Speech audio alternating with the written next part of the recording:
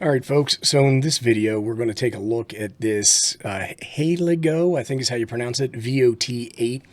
And this is a DIY kit, and it is a voltmeter. And we're going to go ahead and we're going to assemble this, and we're going to test it out in this video. So stay tuned and check it out.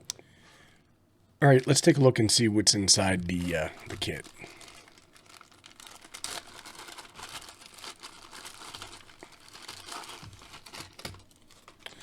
Inside the bag, we've got another bag. And then what I'm going to do to keep all these parts somewhat together is just put them in this case.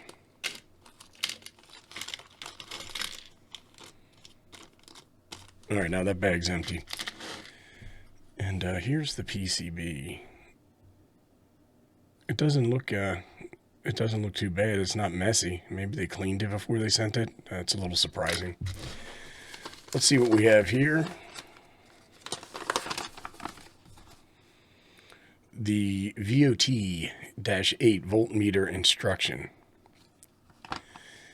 And I guess here are some stats here. I guess I can take a picture of that or something and blow them up on the screen for you if you want.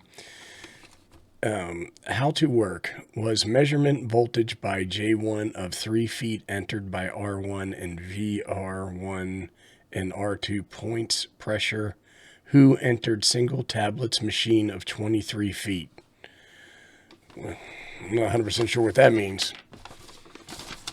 And then I guess this is the closest thing that we have from instructions. Like here, for example, you can see the diode, the type, and the place on the board that it's supposed to go. So we're going to go ahead, we're going to hook this up and get started. For these types of projects, I always like to use my soldering vise, and everybody asks me, what kind of soldering vise is that and where did you get it? So I will have a link below for details on where you can pick one of these up. But it's pretty simple to use. You just put this board in here like that. Slide this over just a little bit, and then you can flip this board upside down and do the things that you need to do. Now, what's interesting about this particular project is that this board, you're going to solder components on both sides. So, for example, you have this, I guess these are called 7-segment displays with three characters. This is going to go on this side, and then on this side of the board is where your silicon chip is going to go, where the integrated circuit is going to go. All right, well, let's dig in and see what we got. Now, typically what we do is start with smaller components and work our way up to larger components. So what I did is I went and I picked all of these resistors out. Now, when you look at these resistors that are connected together like this and have the same markings, should all be of the same value. Now, here we have some other resistors that are, I'm sure, of different value than these, but they may be the same in their own right. So what I do, a couple things, is I always want to make sure that I have the right resistor and I'm putting it on the right place. So I use some sort of meter. Today we're going to use the Finercy. This is the DSO TC2. I did a video on this because it's kind of a cool way to check component values. But I'm not just checking it to make sure I have the right value. I'm checking it to make sure that the components are still good. So let me just go ahead and show you what I mean. I'll go ahead and take this baby out. And then we'll just go ahead and bend these legs down a little bit and put this in here.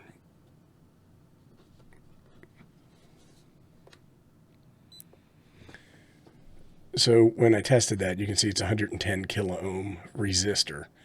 And this is super duper handy and easy to use compared to the not compared to a multimeter, but the thing is with the multimeter, you have probes and stuff as you're chasing it all over the table. And I just really like using this device now that I have it.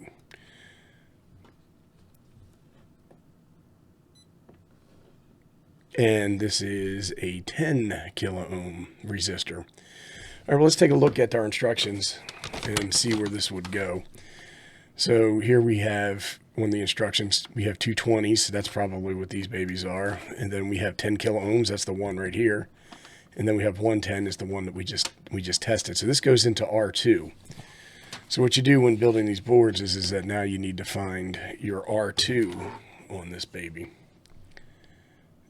You know what? Let me zoom in with the camera, and then maybe this will be a little bit easier to for everybody to see and read.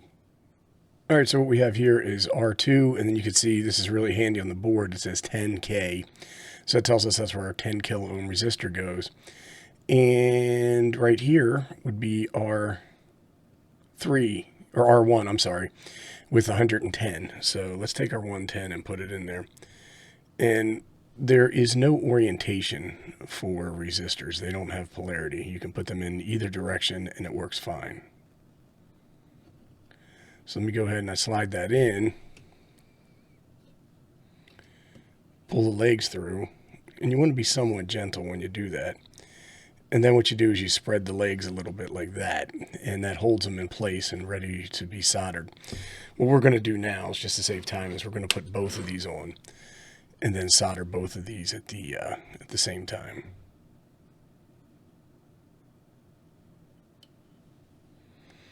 And I guess I should have my splaining glasses on. And there we go. So let me get the solder gun out, fired up and all that good stuff, and I will be right back.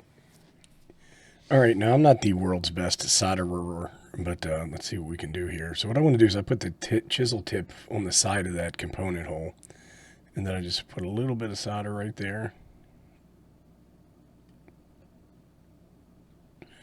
And voila, we're done.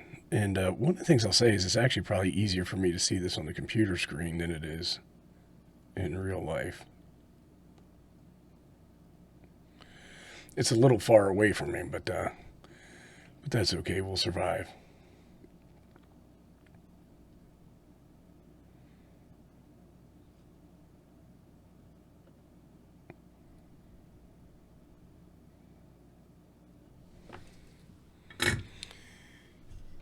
And I think we're good there. So what I want to do now is I want to take my snips.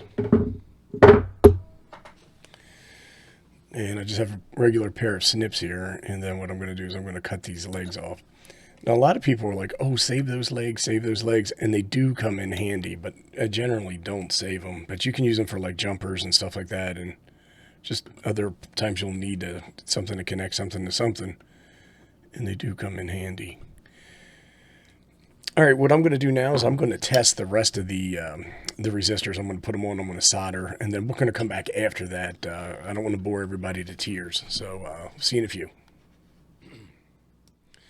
Okay, as I was testing, I just wanted to show something. So this is a resistor test that we did, and this is supposed to be 220 ohms. You can see it's 214, and it's not unusual to see these be off in some capacity or some ratio or some percentage. Just wanted to show that out there. Just because this is off, I'm not going to get upset and throw it away. Hopefully it doesn't cause me any problems with the final build. Okay, so after much trial and tribulation, here we are. You can see all of the resistors soldered into the board, and we're doing well. So the next thing I want to do is take a look at my instruction sheet. And I mark off that I did all these resistors. And what we're going to do next is we're going to do capacitors because they're small and easy to do. So when I take a look at this, I should have two 104Ps, and I should have one 4.7 microfarad at 50 volts, a C2. And when I look in the kit, I only have two capacitors. I'm missing one. So what I can do is I can either test these with the meter, which I might have to do because that's not going to come in there very nice for you.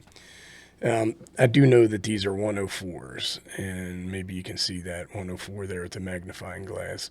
Maybe you can't, but so I'm in a little bit of a pickle where I need a 4.7 microfarad. So I just happen to have a case of capacitors, and here's 4.7, and I'm going to open this baby up, and I'm going to take one of these out, and that's what I'm going to use. And maybe the other one got lost or something like that. Maybe the kit came without it. I don't know. But fortunately for me, I had some spares. So let me go ahead and get these set up, and then we're going to come back. Okay, so while we were looking at the board to find where we were going to put these capacitors, there's C3 104, and there's C1 104. And then it just happened to know C2 is down here, and it's 4.7 microfarads. And it is an electrolytic capacitor, so I'm a little bit of a dumbass. And so this is the capacitor that I want to use. It wasn't missing anything. What you want to do with these is you want to take a look. These are polarized. The long leg is the positive, and then this white stripe on here indicates that's the negative side. So that would go in with an orientation long leg. Here on the board, there's a positive mark in these stripes, which indicate the negative. We're going to put the ceramic caps in first, and when we do this, these capacitors are not polarized, so they can go in either direction. But I wanted to say, a lot of times you'll see people really twist these legs when they put the capacitor in. You want to kind of gently spread these legs, and you don't want to spread them too far, because you could crack the, and I kind of spread that one too far. I'm sure it's fine. But what you don't want to do is you don't want to crack the ceramic insulator. The ceramic inside these ceramic capacitors is what I'm trying to say. So let me get all these added, and then we'll be right back. Okay, so what we're going to do now is we are going to put the diode in. And you can see on the board we have a D1 right here. And there's a little bit of an arrow that's pointing over to the left. And when we take a look at our diode, these diodes are polarized. And you can see this white line, and that is the direction that you want to mount this on the board. So carefully, I'm just going to bend the legs down, and then I'm going to put it in just like I would with one of the resistors.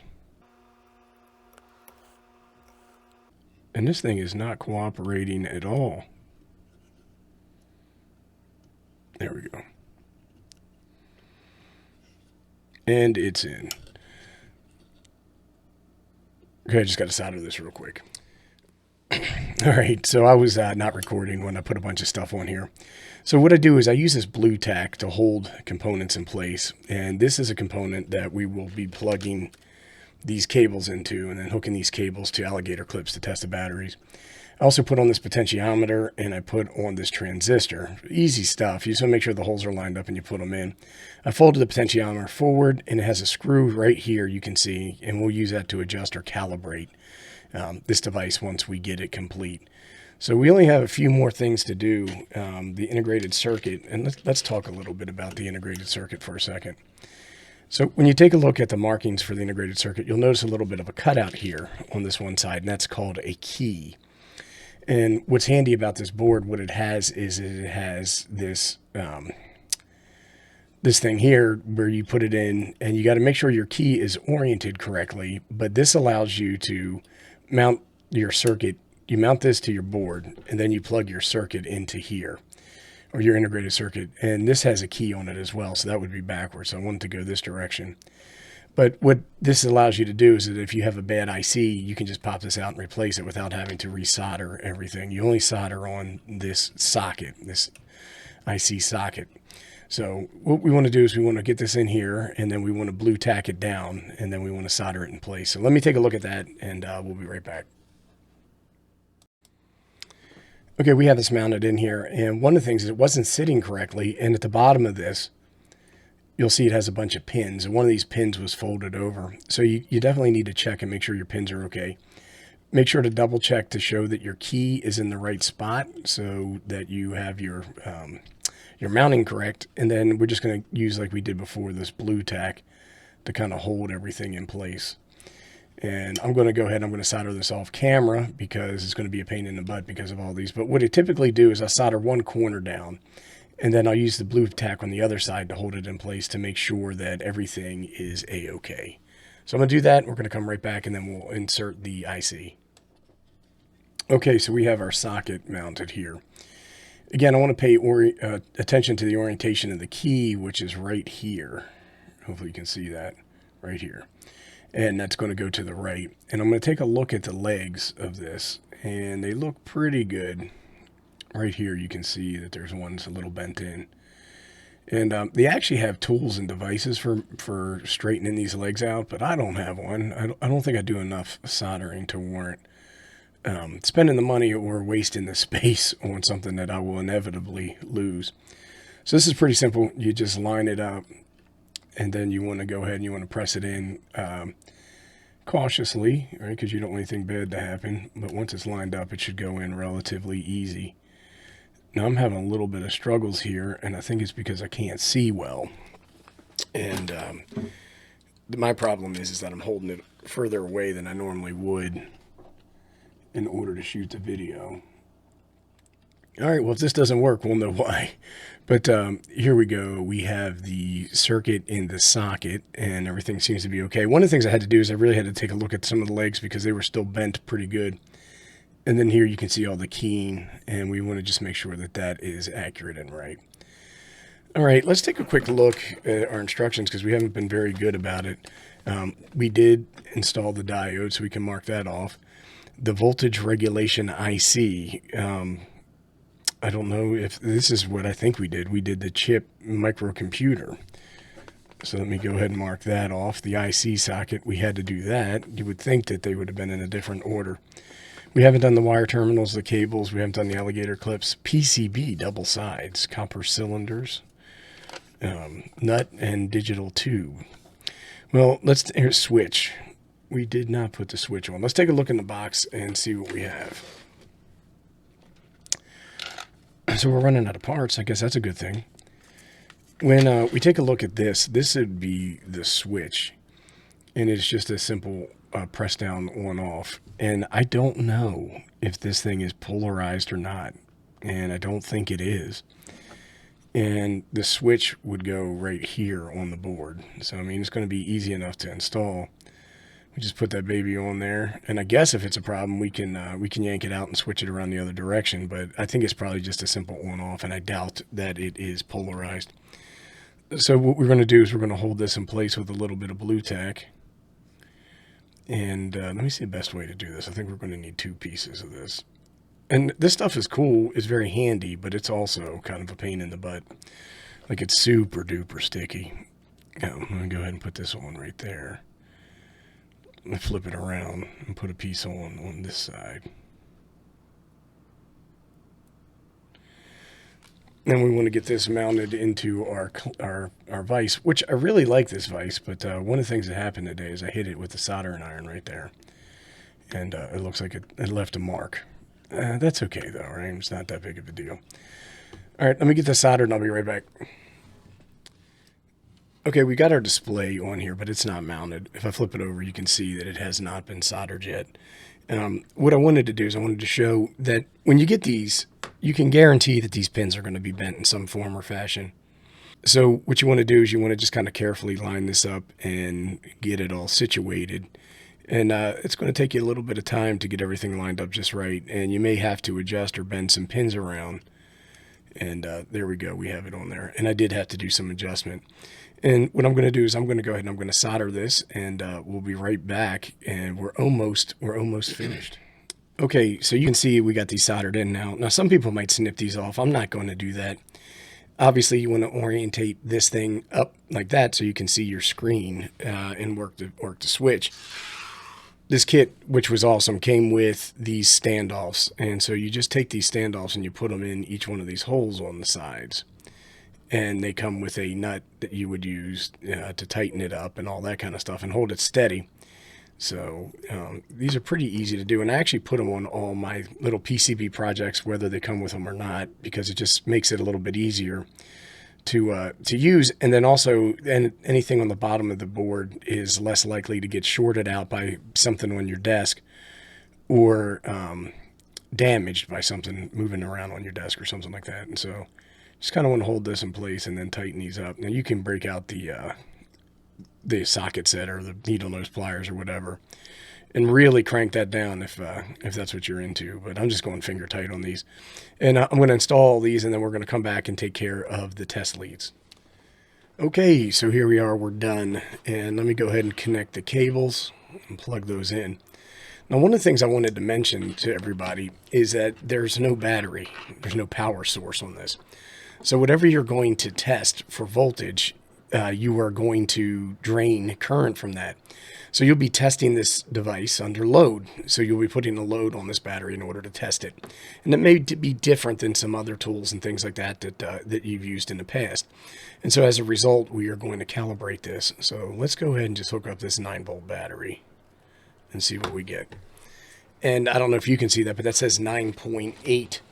So one of the things that we're going to do is we're going to calibrate it against this EEV blog. This is the BM, what is it, the 235? Yeah, the 235. So I'm just going to go ahead and I'm going to flip this on. And I believe I need to hit select. Nope, I was right. There we go, for DC voltage. And then what I want to do is I want to take my probes, and then I'm just going to go ahead and I'm going to touch on here. Right now this is saying 9.9.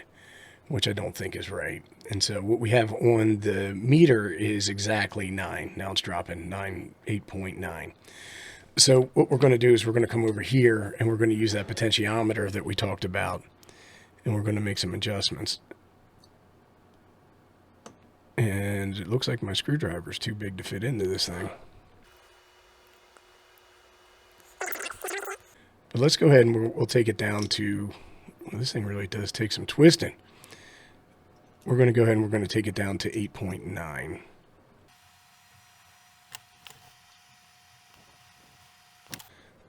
All right, right now we are teetering on 8.889. Let's go ahead and measure with the meter again. And now we're 8.6, which rounded up or down. I think I'm okay with this. What I want to do now is I want to bust out a voltage standard that we use to test and measure voltage across multimeters and stuff like that to make sure that they're accurate. So let me go ahead and grab that, get it set up, and we'll be right back. All right, to pull this off, we're going to use this Ampere Time LiFePO 4 12 volt 12 amp hour battery.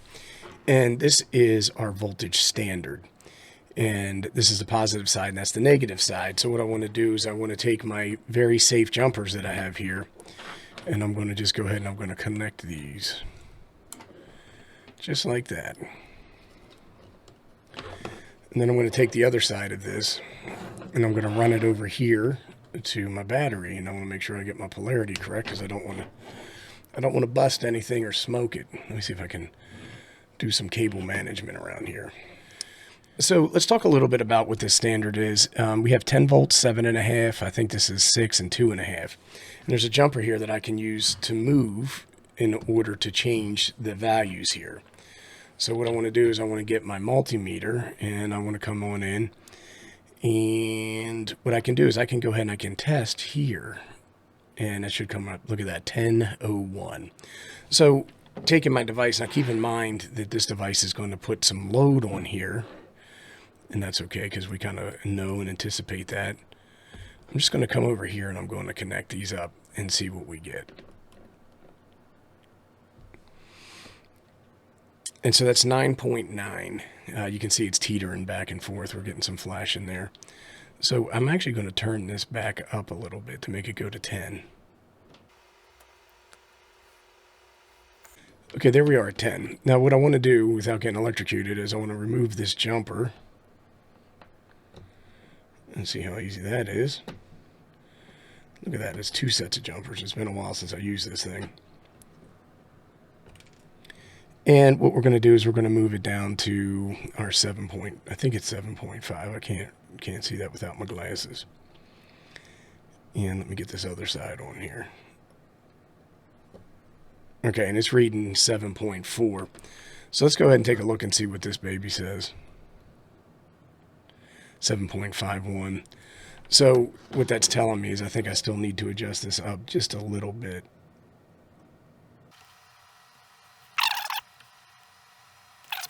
All right, let's take the jumpers and let's move all the way down to the I think it's 2.5 volts. And here we're seeing 3.8. Now, that's one of the things, and it's very dimly lit, that I've heard about this device is that it doesn't really do well measuring below 4 volts. So you can see the multimeter's at 2.5. And they say that that is a problem with this because it doesn't have its own power source. Now, potentially we could wire this up and give it its own power source or something like that, but I don't really care. I kind of did this more of just a project because I was bored and I like to build. I have a link to this below. You can get it on Amazon for around $8. You can get it from China for around $3 or $4, but you just have to wait a little bit longer. And I just wanted to have something to play around with. And I don't know, maybe I'll use it someday, maybe I won't, but I would have a hard time thinking that I would trust and use this over something like this multimeter. Anyhow, if you have any questions, comments, suggestions, or recommendations, go ahead and post them below and I'll do my best to respond. Thanks everybody for watching. Totally appreciate it.